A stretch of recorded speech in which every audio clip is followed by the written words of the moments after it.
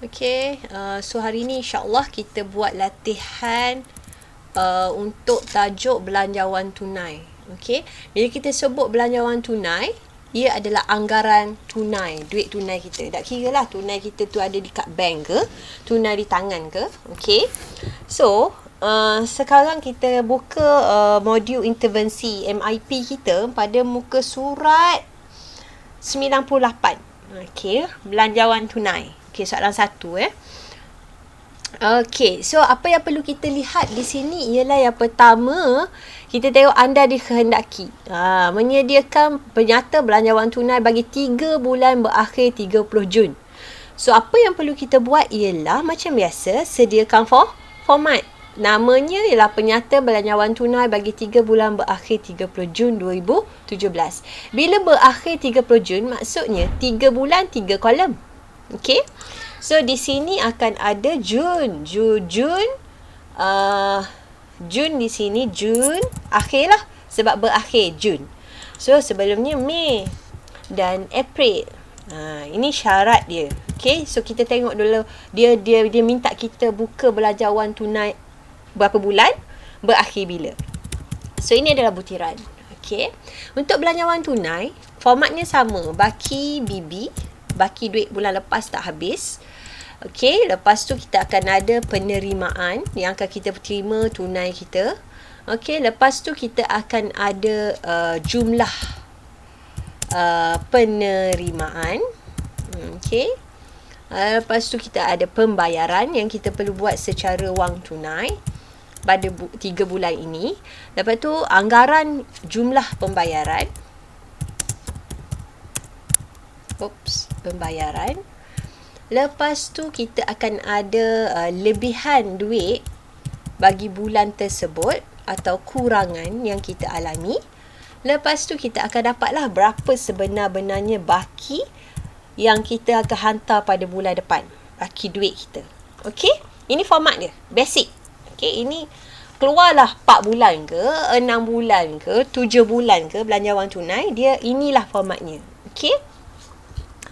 Okay, so kita berbacalah. Okay, Puan Hajah Noni ialah pemilik Seri Indah Idaman Collection, sebuah perniagaan yang membekalkan peralatan perkahwinan di Bandar Dungun, Terengganu. Beliau dibantu oleh 2 orang pekerja. Di situ dah ada clue tu. Kita kena ada bajet lah untuk bayar 2 orang pekerja ni, yang dibayar gaji bulanannya 1,300 seorang. Okay, so beliau bercadang untuk membuat pinjaman bank 50,000 pada bulan April untuk membesarkan perniagaannya. Sebagai syarat untuk kelulusan pinjaman, beliau diminta membuat perancangan berkenaan penerimaan dan pembayaran tunai dan suku kedua tahun 2017. Maksud dia, untuk lulus pinjaman kita perlu ada satu anggaran.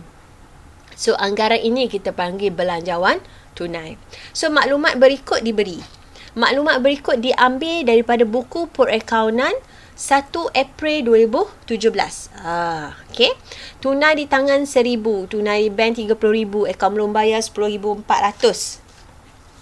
Lepas tu modal 60,000, inventory 40,000. So ingat, bila dibuat belanjawan tunai, hanya yang maklumat pasal tunai di tangan dan tunai di bank sahaja merupakan baki BB kita.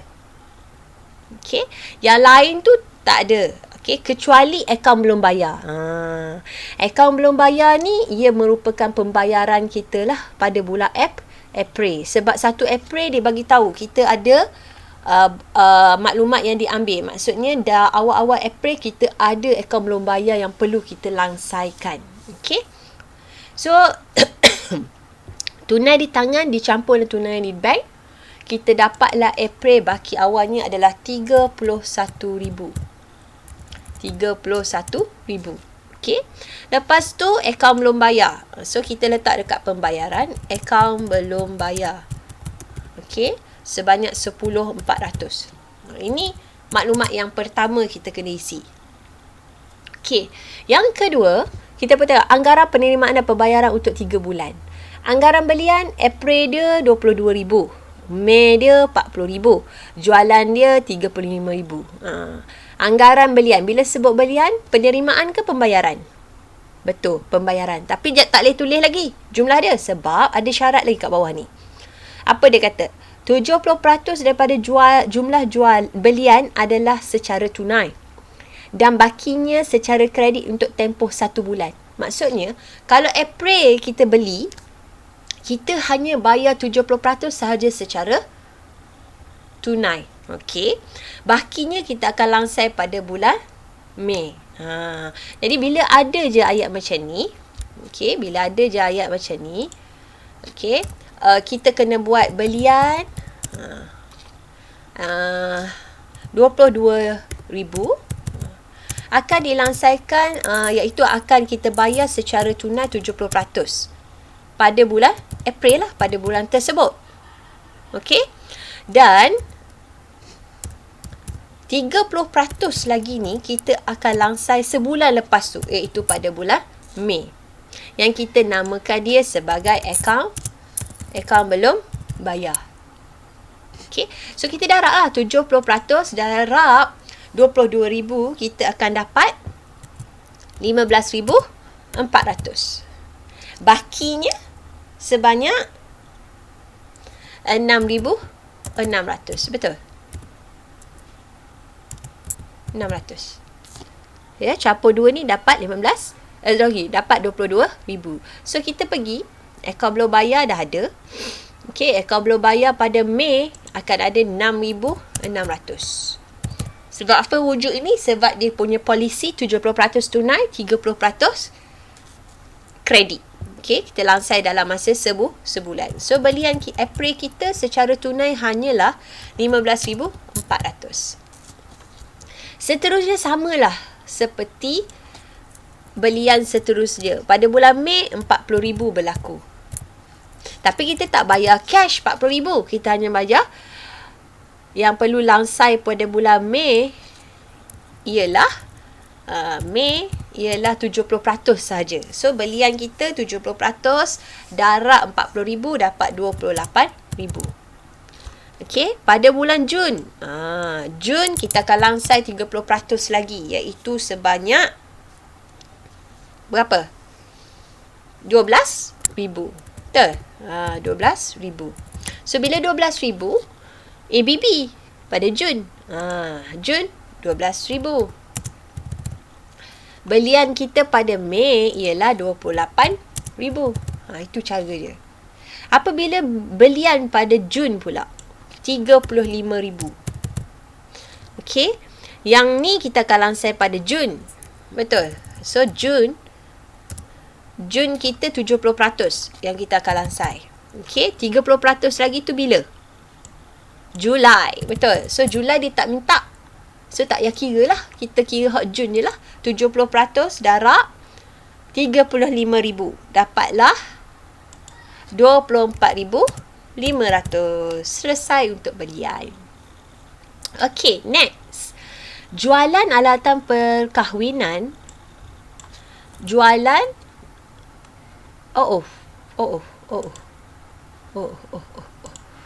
Jualan Okay, jualan ni pula. Jualan alatan perkahwinan pada bulan April dianggarkan 30,000. Okey, April 30,000, dijangka meningkat 8% sebulan dari bulan sebelumnya. Meningkat. Okey. So, jualan penerimaan ke pembayaran?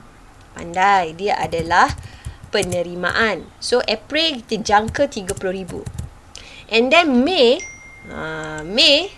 meningkat 8%. Jadi, tak perlulah kita darab 8%, tak perlu. Kita terus darab dengan, kalau dia kata meningkat, maksud dia 100%, kan? Asal dia 100%, sekarang ni meningkat sebanyak 8%. So, total sekarang untuk bulan seterusnya lah 108%. Terus darab dengan 30,000. Dapat apa? 108%. Ya, dapat 32,400. Pandai. So, cara pro lah. Ya, jimat masa. So, kita dapat 32,400. Seterusnya dia kata apa? Meningkat dari bulan sebelumnya. So, sebelumnya sekarang ni dah jadi 32,400. So, darab 32,400 pula. 108% tu darab 32,400. dapat 34,992. Betul? Semua orang dapat ya?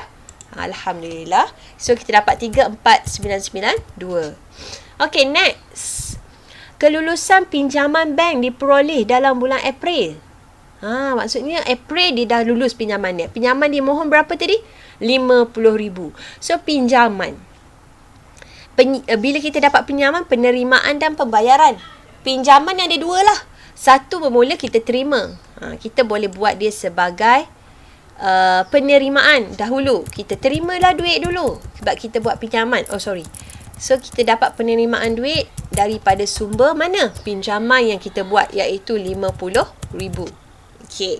Dapat Okay, next. Dia kata dah lulus. Okay. Satu. Dengan kadar faedah 40% setahun. Okay. So, kita pun tahulah apa yang kita perlu bayar sekarang ni. Satu pinjaman yang ada faedah. Okay. So, faedah atas pinjaman ialah 4% darab pinjaman kita 50,000. Sama dengan berapa? Sama dengan berapa? Kalau 4% daripada 50,000. Dapat 2,000, betul? 2,000 ini untuk 12 bulan. So, kita kira bulan-bulan. So, kita bahagi 12. Sama dengan, bila kita bahagi dengan 12, kita dapat berapa sebulan? Pandai. 166.67 lah saya bagi 1.667. Okey, seterusnya dia kata tempoh bayaran balik selama 5 tahun bermula bulan Mei. So, 50,000 yang kita pinjam ini, 50,000 ini dia akan bayar dalam masa 5 tahun. So, 5 tahun ada berapa bulan? So, 12 darab 5. 12 darab 5 berapa? 12 bulan setahun. Darab 5 tahun ada 60 bulan. So, dia akan lansai dalam masa 60 bulan. So, berapa? 50,000 ini dibahagi dengan 60. So, kita dapat 833.33. Betul? So, bayaran. Bayaran yang betul-betul kena bayar ialah 833 tambah 16.67. Tu bayaran pinjaman kita. So, kita pun capulah, kan? Dapat apa? Sama dengan 1,000 berapa entah kan? Tapi kita genapkan 1,000. So, bayaran balik ini merupakan pembayaran. So, kita akan panggil dekat pinjaman juga, ya. Start bulan berapa kita bayar pinjaman ni? Pada bulan Mei. So, bulan Mei kita akan keluarkan duit sebanyak 1,000. Seterusnya pun sama, Jun. Okey, selesai. Pinjaman satu, ingat, pinjaman kita terima. Okey. Lepas tu bila kita terima, kita kena bayar balik. Baca. Bayar balik itu dia kena tambah dengan faedah atas pinjaman sekaligus. Okey. Pada bulan Mei, seorang lagi pekerja wanita diambil untuk membuat gubahan dengan gaji 1,200 sebulan.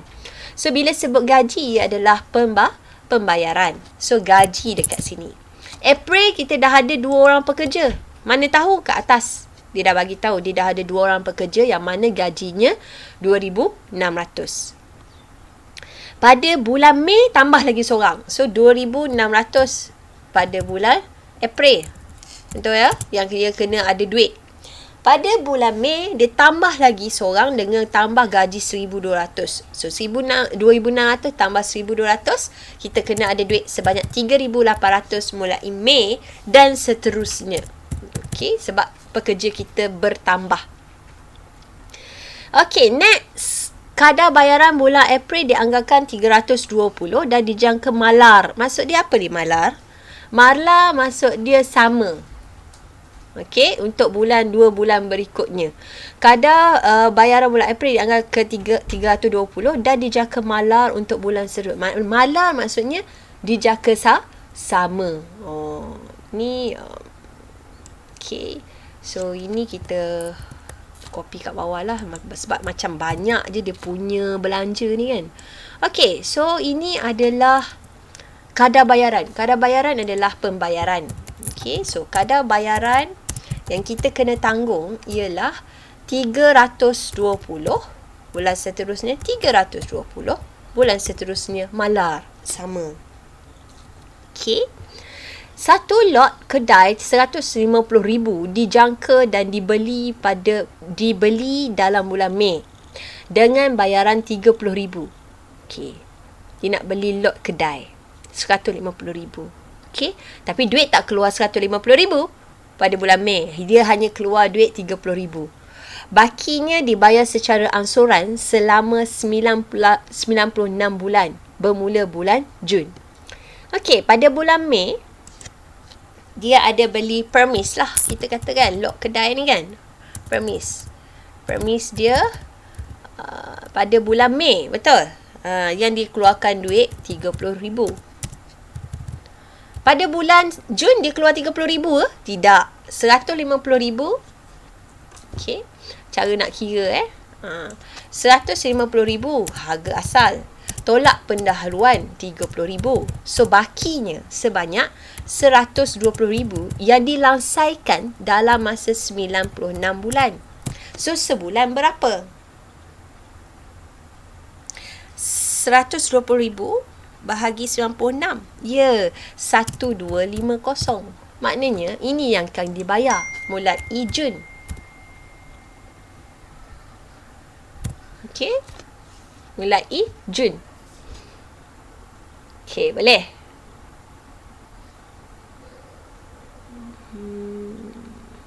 Okey. Pada akhir bulan Jun, jumlah penerimaan dan pembayaran sebenar adalah seperti berikut. Oh, ini adalah yang sebenar. Yang atas ini adalah anggaran. So, itu sahaja. Apa yang perlu kita buat? Apa yang perlu kita buat sekarang ialah mencari jumlah ni dulu. Mencari jumlah.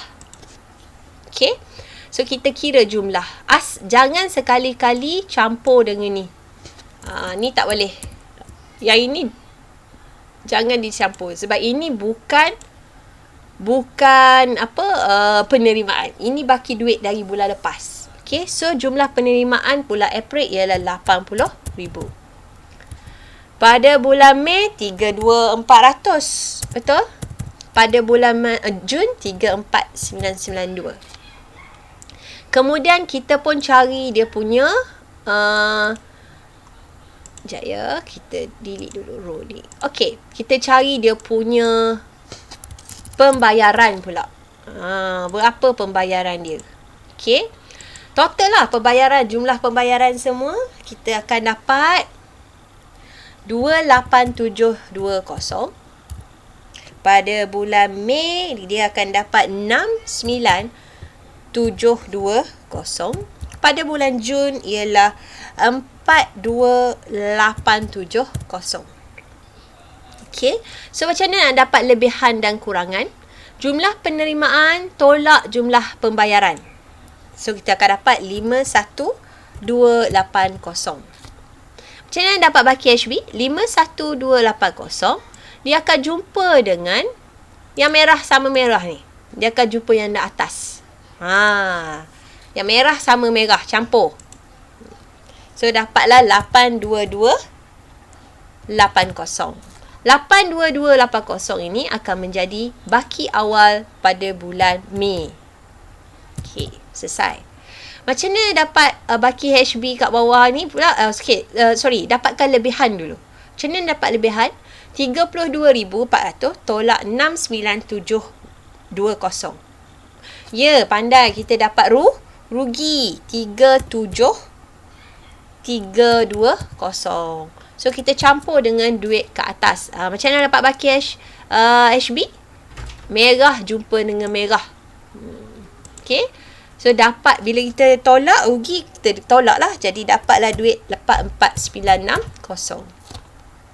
44,960 ni menjadi baki awal pada bulan seterusnya. Okay, itu bulan Jun. Baki awal dia. Macam mana dapat lebihan atau kurangan? Penerimaan tolak pembayaran. So, dapatlah rugi lagi. 7878. Betul. Tambah dengan baki awal, jumpa dengan yang atas. Merah sama merah. Jumpa ke atas, dapatlah baki akhirnya 37082. Itu dia. Okey. So, sekarang ni seterusnya dah selesai lah. Okey. Menghitung varian. Varian ini beza atau membandingkan belanjawan tunai, belanjawan dan prestasi sebenar. So, prestasi sebenar dia bagi jumlah penerimaan dan juga pembayaran saja. Okey. So, kita boleh bandingkanlah jumlah penerimaan yang sebenar ialah 150350. Itu jumlah yang sebenar. Ini jumlah pembayaran yang sebenar ialah 142,200. Okey. So, kita nak tahu yang anggaran. So, yang anggaran kita nak tahu mana? Campur semua penerimaan untuk 3 bulan. Campur. Iaitu okey. Yang anggarannya, ini yang sebenar. Yang anggarannya 80,000. Okey, yang anggaran Yang anggaran ialah 80,000. Campur 32,400 penerimaan kan. Campur dengan 34,992. So, dapat berapa? Ya, 147,392. So, kita banding. Ini yang sebenar.